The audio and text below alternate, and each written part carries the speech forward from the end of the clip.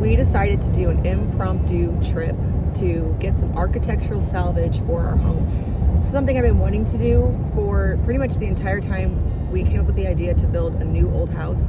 I said I'm going to be doing a bunch of architectural salvage, collected a whole bunch of doors off Etsy and other places, Facebook Marketplace, got all of the knobs and the hinges, and then kind of put it on the back burner because there were a lot of other things that needed our attention. Well, now we're finally to the part where the windows are all here. We have to do insulation and drywall, and probably by the time this video is coming out, that's underway. After painting and floors, that all happens apparently pretty quickly. My sister's building, and I got to witness how that happened with them. It will be time for things like light fixtures, plumbing fixtures, and I realized that it is high time that we go check out some of these architectural salvage places. Yesterday, I got the idea, maybe we should start doing that. Well, it also happens to be one of my daughter's birthdays tomorrow. We decided we're gonna drive down to Nashville. There are two really great architectural salvage places. I also do wanna make a trip up to Des Moines and to Peoria, Illinois, but those will be at a different time. We're gonna stop by the farm, take some measurements, take inventory of what all we still need as far as light fixtures, because I did actually get a few already. Luke has several things to do this week at the farm. One exciting thing is we're actually getting our windows. But we took the youngest three with us. That's how we felt like we'd be able to get out and still everybody get done all the things that they needed to get done. We brought 2 umbrella strollers. I brought my baby wrap. I have to remind myself what all I have. So I got things a long time ago, and so I can't remember how many sconces, how many other light fixtures I have. So I'm gonna take inventory and then go around and look where the electrician roughed things in so we can make sure we get plenty. I want this house to look old, so more architectural salvage, the better. It's like, I don't even know how to get this all out. The downside to collecting so early is, I couldn't remember what I had. I swore I had more sconces, but all I found was 5 fixtures that hang down. So I'll have to decide where those are gonna go. I don't even know how far down they hang. I think I had something in mind when I bought them. 36-inch sink here. This is our bathroom. I think we figured 36-inch. Apparently, in new houses, code is 4 inches apart. I don't know what we can get away with. Old house, I think it was 6 inches apart, but I'm trying to figure out how many balusters I need. This is ish an 8-foot run, right? Forgetting about the part where you need balusters all around the top. This is 5, but then you have a railing that's like 5-foot tub. This is 5 foot without drywall. So it's gonna be less than 5 foot. Where'd they find a pink refrigerator? Oh, you're right, they did paint it.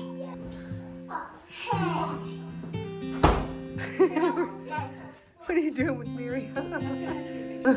Here, Mom, you're so cute. This was a...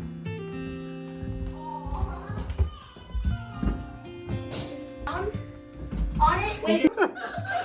Disco cowboy hat. Oh, it's got this.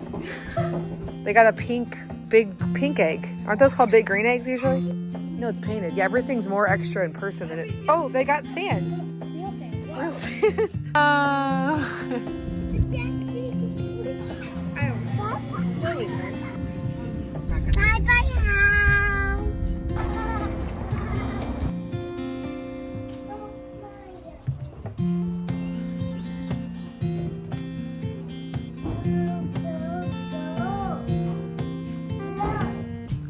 I'm gonna end up with some stuff.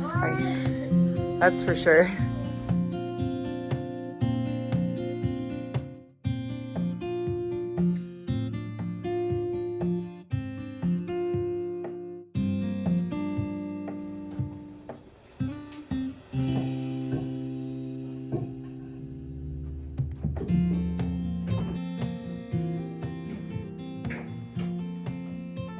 That place was great for light fixtures.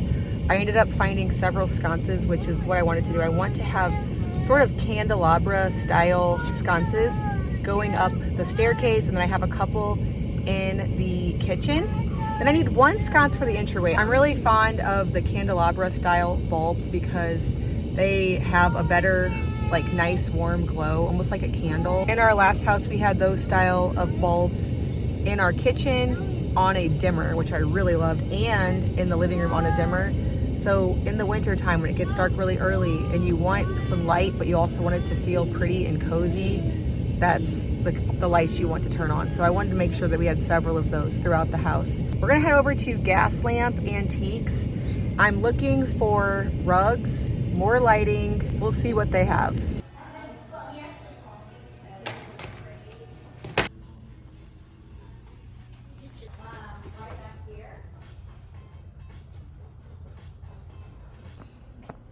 Wow, where do these all come from? I like this one right here, this little cute one all by itself. Oh, me too.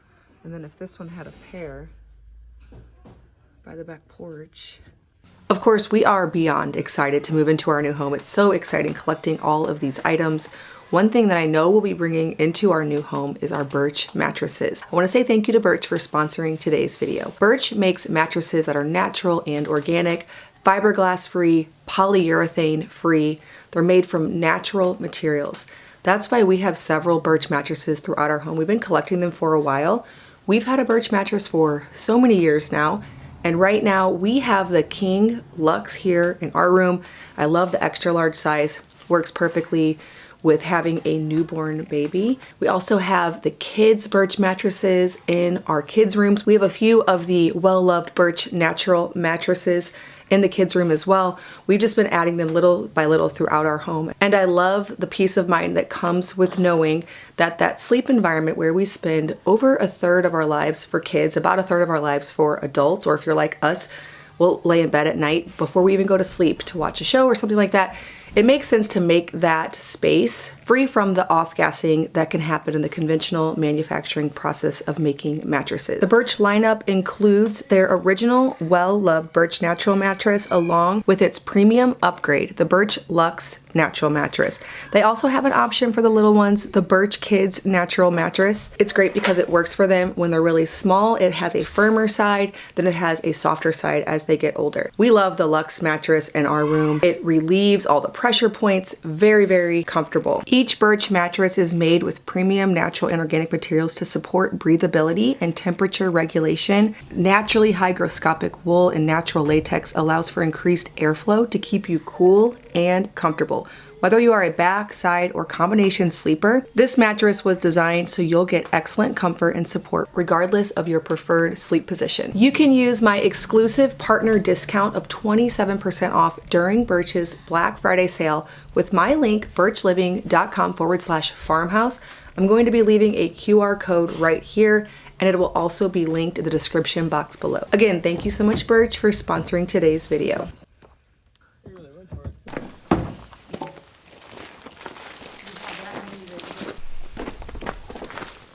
All right, I didn't do the best job of getting footage at the places that we went, but I want to tell you a bit about our trip and where we went and what I would recommend. So we went to Preservation Station, very curated. If you're looking for something very specific, kind of like I was looking for a very specific time period.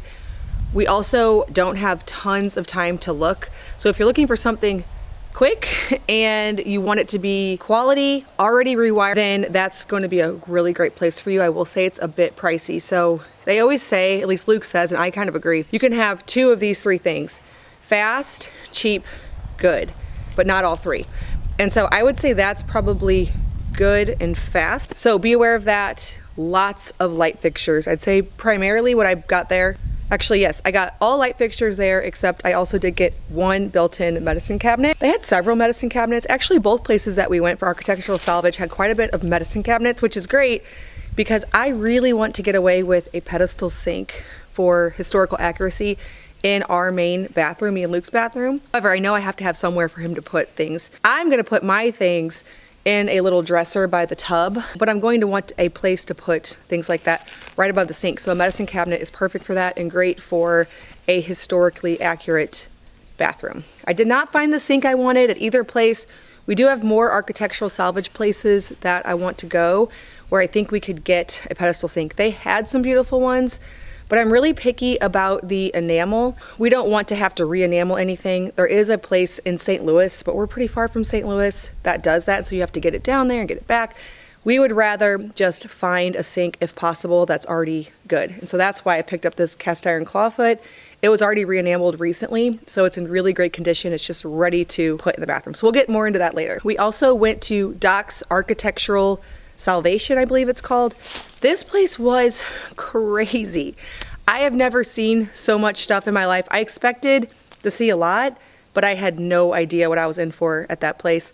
Just more lights than you could imagine, thousands of them. So if you're looking for any specific time period for a home, if you are either restoring an old house or you're wanting to do like us and build a new old house, that's gonna be your place. They also had about that same amount of doors.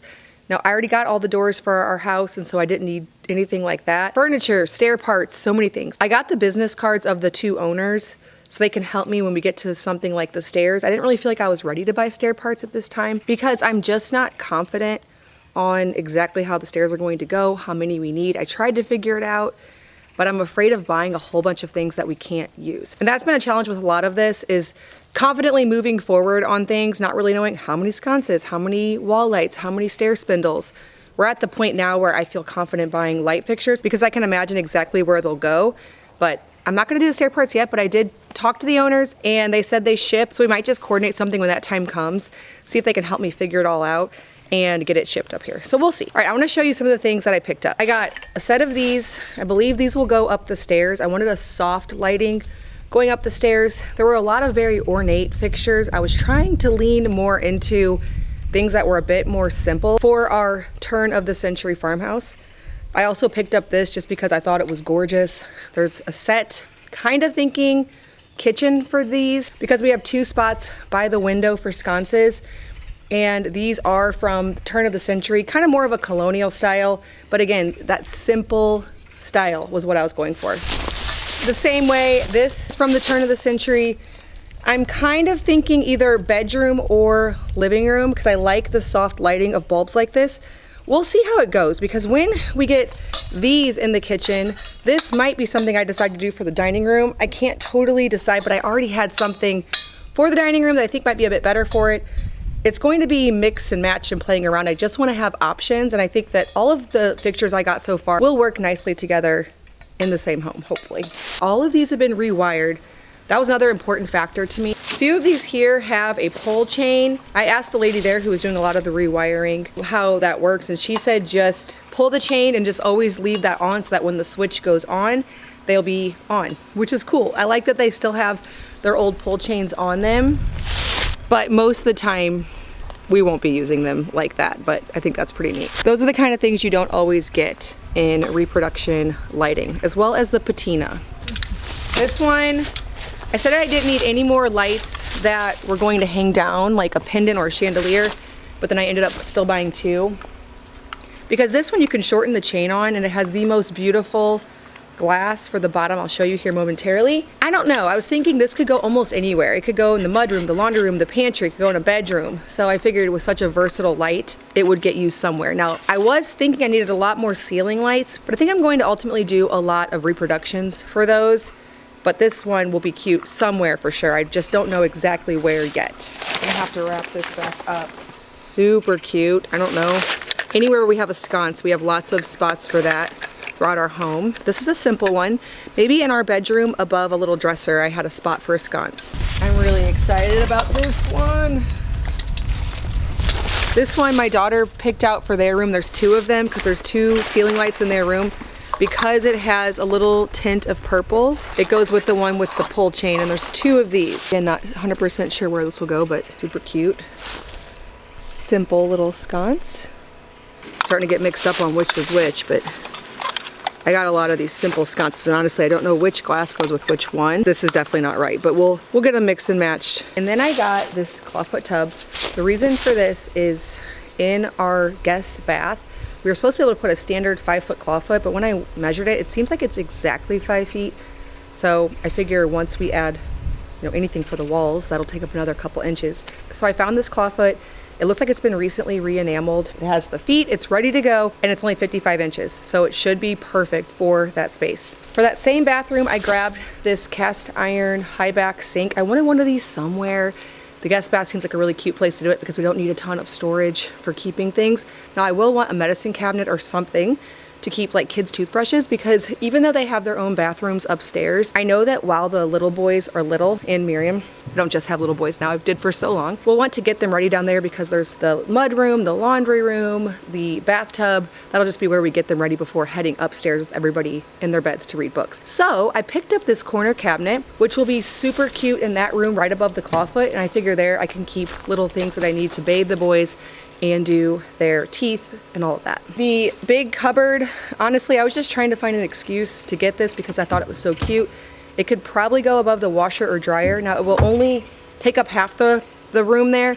So I was thinking like the other half could be maybe some shelving to kind of balance it all out, but I am thinking laundry room for that. And then the glass cupboard here, I was thinking in a bathroom, probably above a toilet, just for additional storage, especially if I try to do pedestal sinks for me and Luke in our bathroom. That might be a good fit because that's just more storage. There'll be plenty of places to store things, even if it's not on top of the sink or in the cabinets below, like in a standard vanity. When I was at the antique shops, I also saw where somebody put a curtain behind the glass, like just a plain off-white linen style curtain, which I think is so cute because then you can put anything in it, but it still looks pretty. You don't have to worry about decanting and making everything beautiful. We went to Gas Lamp Antiques down in Nashville. That's another really great place. I'd been there before when I've been to Nashville. I stopped by there. Again, it's pricier than the antique shops here, but if you're looking for something specific, you can probably find it because it's just so massive and quite curated. This is to replace my Target oil painting I have. I found sort of a real version of it. So instead of having the Target version, I upgraded to this. I found that at Gas Lamp. And then I also found a rug, which is funny because I have a rug in that exact same pattern. But in this house, I was looking through the plans when I was at the antique shop trying to remember like how many more spaces I have to put rugs. And so I'm convinced that there will be somewhere to put that rug. We have several spots for it. I already liked that pattern, so it makes sense. All right, well, I hope you enjoyed going on this little trip with us to pick up some things for our house. Let me know if you like this video down in the comments because I'm planning to do more architectural salvage for the house now that we're getting to the finishing stages here in the next couple of months, and I would love to take you all along with us.